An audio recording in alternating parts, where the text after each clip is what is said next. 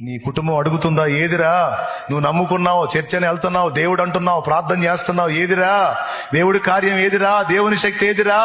ఏదమ్మా దేవుడు మన జీవితంలో చేసింది? ఏదమ్మా అని అడుగుతున్నారు కదా. అడుగు, దేవుణ్ణి అడుగు. ఇట్లా అడుగుతున్నారయా నా కుటుంబం అన్ని జనులు.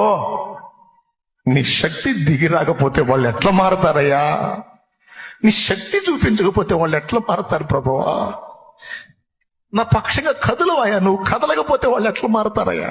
ఎగతాళి చేస్తున్నారు కదా ప్రభు వాళ్ళు. నువ్వు తెగ ప్రార్థనలు చేస్తున్నావుగా, తెగ మొర్ర పెడుతున్నావుగా, తెగ చేస్తున్నావు. ఏది నీ దేవుడు అని అడుగుతున్నారు. దేవా, నీ శక్తి కావాలయ్యా, నీ శక్తి రావాలయ్యా, ఒరిజినల్ గా రావాలయ్యా. ఒరిజినల్ గా నీ శక్తి నా బిడ్డలు, కుటుంబం అనుభవించాలయ్యా. ఎగతాళి చేస్తున్న నా వాళ్ళు సిగ్గుపడాలయ్యా. నీవు చెప్పింది నిజమే. యేసు సజీవుడు, ఆయన ఉన్నవాడు, ప్రార్థన వినువాడు. నిజమే.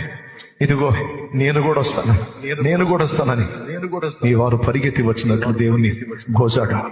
కన్నీరు గార్చు నా తండ్రి.